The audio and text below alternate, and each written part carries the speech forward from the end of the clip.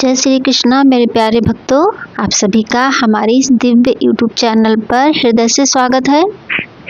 आज हम श्रवण करने जा रहे हैं मार्गशीर्ष मास महात्म्य के अध्याय 23 की पवित्र कथा, जिसमें श्री कृष्ण द्वारा ब्राह्मण पत्नियों को दिया गया दिव्य वरदान और उनकी अप्रतिम भक्ति का वर्णन है।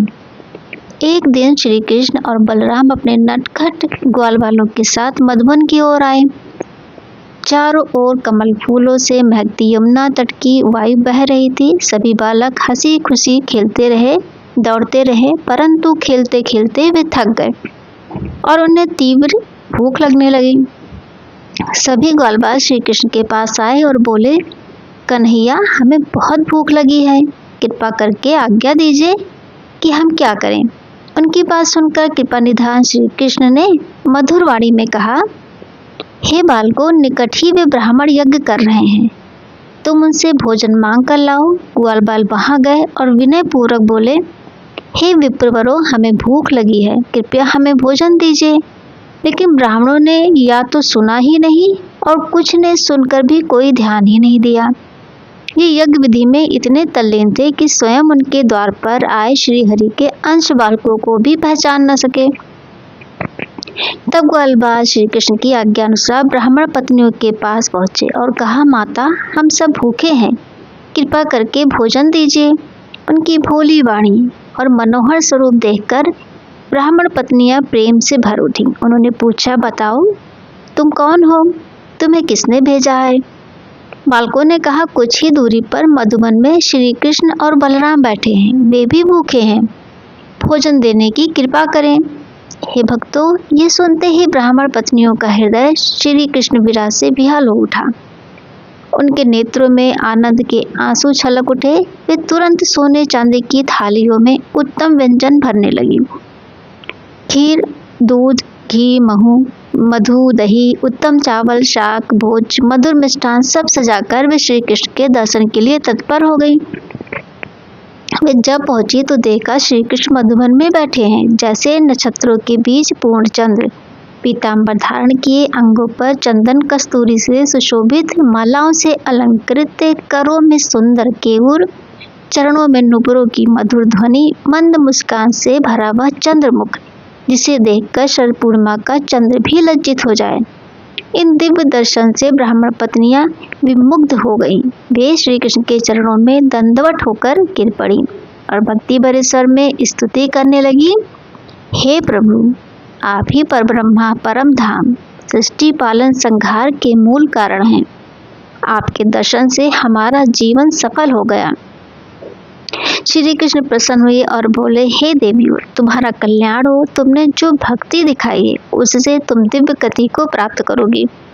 ब्राह्मण पत्नियां विनय से बोली, हे भगवान, हमें धन समृद्धि का नहीं, केवल आपके चरणों में भक्ति चाहिए।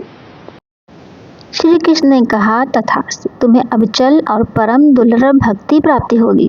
तभी आकाश से एक दिव्य स्वर्णमय विमान उतरा, रत्नों से जड़ित, उज्ज्वल, अलौकिक। उसमें दिव्य पार्षद खड़े थे। उन्होंने ब्राह्मण पत्नियों से कहा, आप सब इस विमान में विराजें, आपको श्री कृष्ण का धाम प्राप्त है। और एक क्षण में वे गृहस्थ रूप त्याग कर दिव्य गोपियों में परिणित हो गई तथा गोलोक धाम चली गई। श्री कृष्ण ने अपनी माया शक्ति से उनकी छाया प्रतिमाएं बनाकर ब्राह्मणों के घर भेज दिया, ताकि संसार का व्यवहार चलता रहे।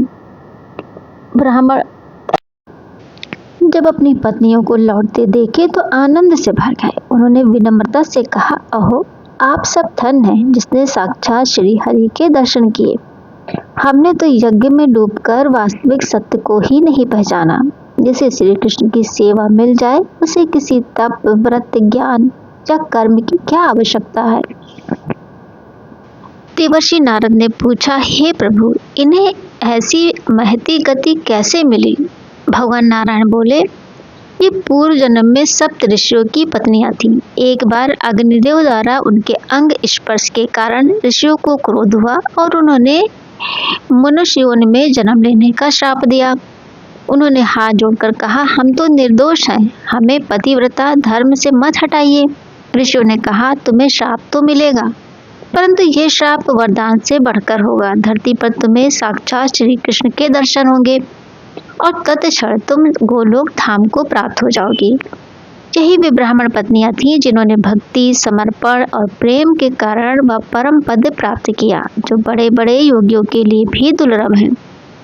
हे भक्तों, श्री कृष्ण की लीलाएं पद पद पर नई प्रतीत होती हैं। जो इस कथा को प्रेम पूर्वक सुनता है वह भक्ति, शांति और परम सुख को प्राप्त करता है। तो दोस्तों, अगले अध्याय में भगवान नारायण स्वयं श्री कृष्ण महिमा का अगला प्रसंग कहेंगे। उम्मीद करती हूँ ये दिव्य कथा आपके हृदय को अवश्य स्पर्श कर गई होगी। अगर आपको ये वीडियो और कथा हृदय से अच्छी लगी हो तो प्लीज़ वीडियो को लाइक ज़रूर करें। बहुत से लोग बिना लाइक कहे लाइक नहीं करते, इसलिए आपसे हाथ जोड़कर विनम्र निवेदन है, हर दिन हमारी वीडियो को लाइक ज़रूर किया करें।